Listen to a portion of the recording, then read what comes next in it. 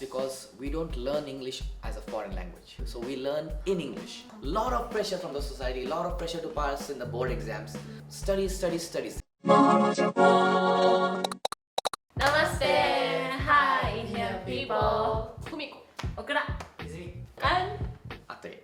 yay! Thank you for coming, Anderson. It's a pleasure, it's a pleasure. Yeah, last time you told me about the education system in Yes, India. yes. Okay, so let me talk about more about it. Okay. So today's topic is differences between education system in India and Japan. Okay. Okay, Let's move on. sure. So, do you want me like tell you first what exactly how we study in India, like what levels are there? Like, Oh yeah. Let me. Okay. So basically we have like 1 to 12 standard, like we call it something standard in India. So when you complete 12 standard, you complete 18 years of age or 17 Okay. depending on what year. So after 12th we go to college first year, that is Daigaku 1年生. Okay. Is it the Okay. same school? Oh no, it can be different, it can be same. First to 10th standard you go to a different school, Oh yeah. and from 11th 12th you go to a different college. Mm-hmm. In Japan we call that as high school, but in India we normally say 11th 12th is college. Okay, yeah. I have experienced 11th. Oh, you Yeah, express I 11th? was Yeah. 11th arts. Yeah, see, Yeah. so she knows better than me. So why are we doing this video? She knows it. Okay, now I'm the moderator. Yeah. Okay. Just kidding. Yeah. Another thing I have to tell you while talking about the Indian education system is that we have different boards. Boards meaning that the level, the difficulty as per the state Okay. changes. Like for example, I'm in Maharashtra state. Mm-hmm. So there is a Maharashtra state board. Okay. The curriculum or the contents of what we study, the difficulty is different. There's the ICSC board, which is a national level state board, which is also different, which has more or less the same, but the difficulty is really high. So you're Okay. competing with really Hi. high level people. I have the easiest board, which is the SSC board in Maharashtra. So yeah, Three kind of boards. Yes. Two. You told me like Maharashtra, I know state board, state board, national, national board. and what? Like basically there are two types of national boards. Okay. If I'm wrong, correct me. ICSC and SSC, and there's another board. Not SSC. I'm sorry. Okay. I'm sorry. Just take this back. I'll take this back. But there are basically two kinds of boards: national board, state board, and there are levels of difficulty in each board. So that is what I want to tell you. over Okay, here. okay, okay, That's okay. don't forget the names. Just I'm Okay, telling you okay. over here. I got it. Like in Japan, we all take same Exactly. exam. Yeah. It's called center exam.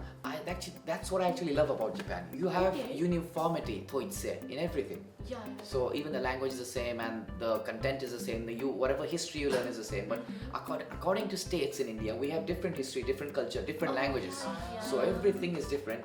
And plus, in our school, we had to take compulsory of like either French, German, Sanskrit, or Hindi. So I took German. Okay. So in India, we normally have to master or at least learn 3 to 4 languages. Yeah. それ超びっくり。I was really surprised. Yeah. Okay, so you mentioned language education.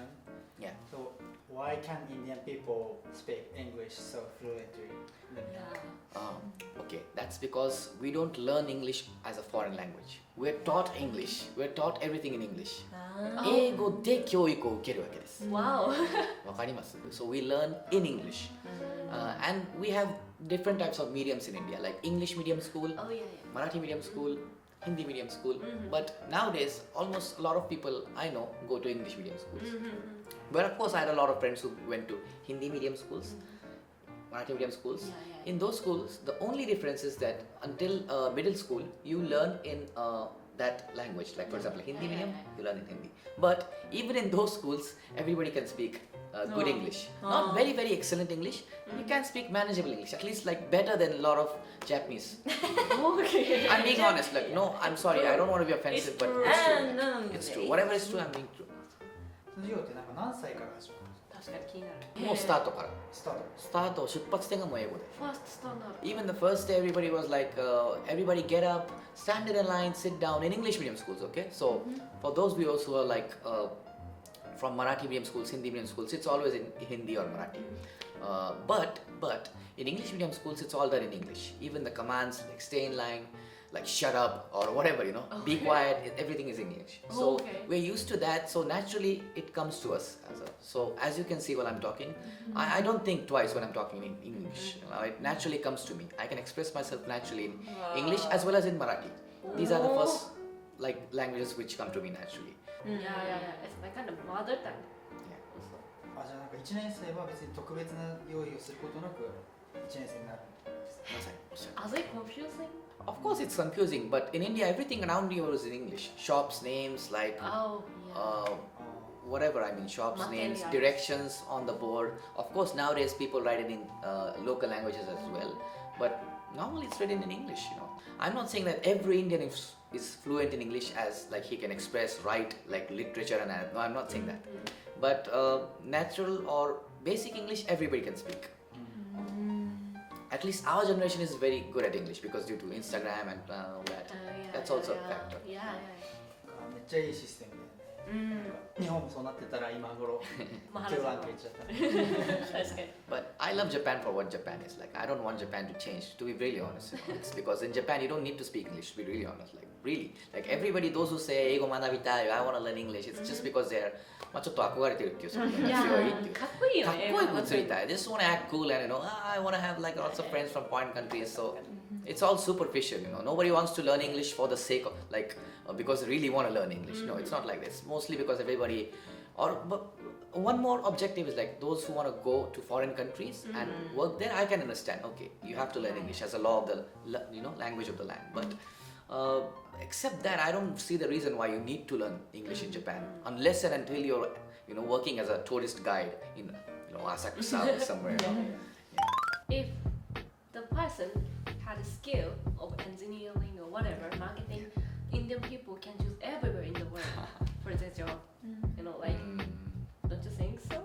Well, obviously the horizon or the opportunities or the scale of opportunities, widens. But that's because there are not enough jobs in India. That's the only reason. But in Japan, you have a lot of jobs, but people still want to go outside because they are kind of fascinated with foreign countries. So that's the change over there. Obviously, Indians are also fascinated, but there's also this prime factor of lack of jobs in India. So there's people have to go outside. They'll search for better opportunities, and they go to developed countries. So for me, I always find it amusing why Japanese people, when there are so many great jobs in Japan, they still want to go outside and work, and have the high salary figures, So yeah, for me that's really amusing. But still, it helps this kind of this situation that many Indian people are like now in the CEO of a famous company in the US. I think this kind of like environment accelerated this situation. Yeah, I mean that's also true. She actually has a very good point over here that a lot of CEOs are Indians, so I think they can be able.